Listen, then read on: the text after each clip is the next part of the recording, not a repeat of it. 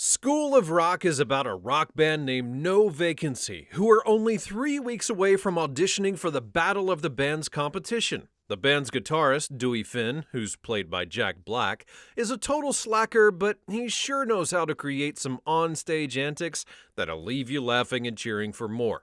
Unfortunately, one of his crazy stunts, a failed stage dive, ends up cutting the band's performance short. And if you want to know what happens next, well, keep watching.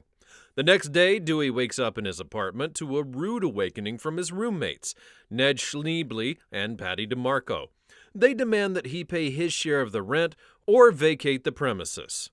Dewey's situation worsens when he discovers that he's been sacked from the band No Vacancy and substituted by another guitarist named Spider during a rehearsal session. After running out of money, Dewey then decides to sell some of his equipment to make ends meet, and while trying to do so, he receives a call from Rosalie Mullins, the principal of Horace Green Prep School, who is looking for somebody named Ned to fill a short-term position as a substitute teacher.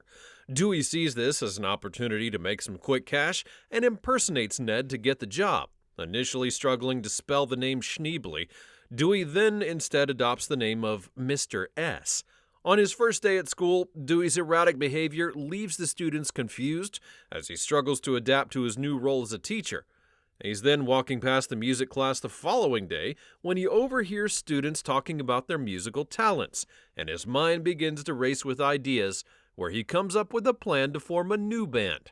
He was determined to enter them into the upcoming Battle of the Bands competition. Dewey felt satisfied when he picked out the most suitable members for each instrument.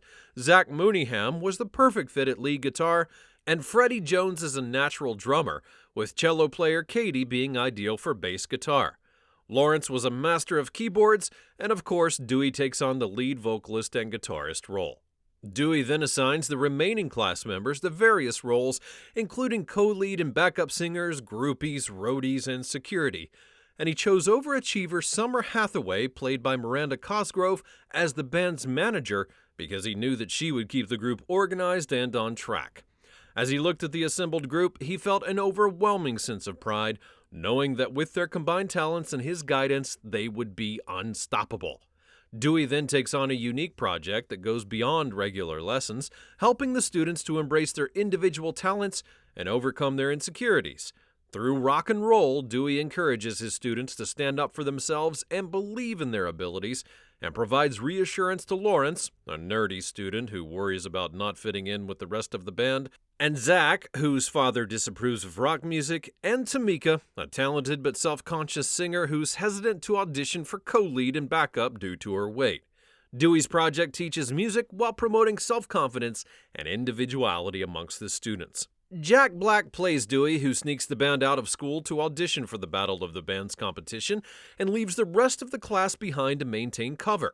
However, Freddie wanders away to be with much older musicians, and Dewey retrieves and chastises him for doing so as he wants to keep the cover intact. Unfortunately, the group is rejected, even after their audition, because the bill is complete.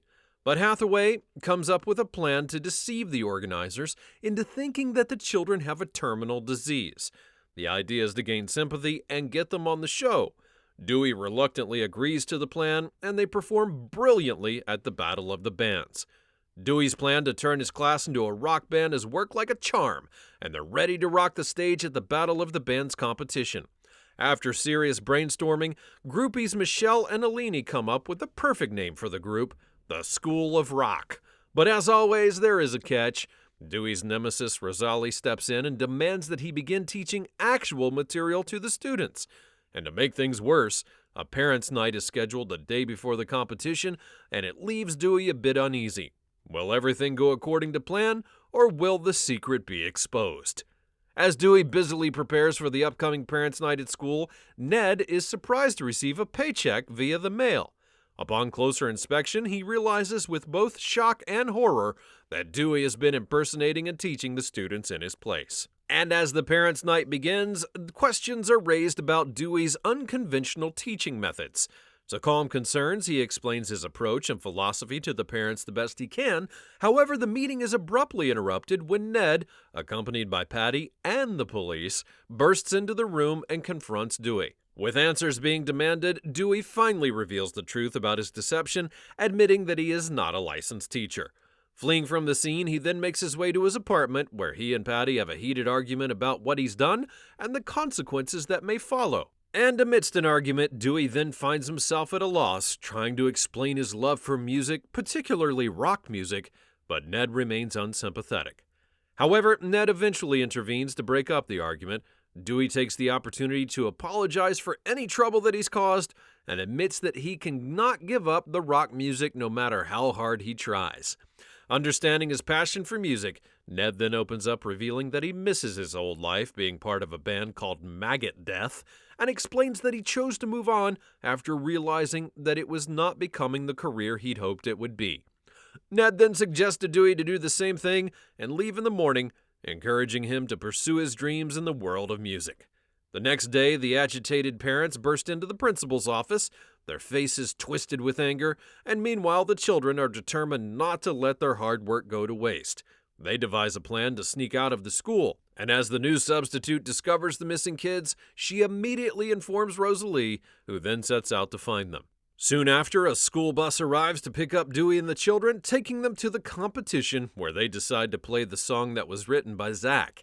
At first, the band's not taken seriously and considered to be a mere publicity stunt. However, as the performance goes on, they manage to captivate the entire audience.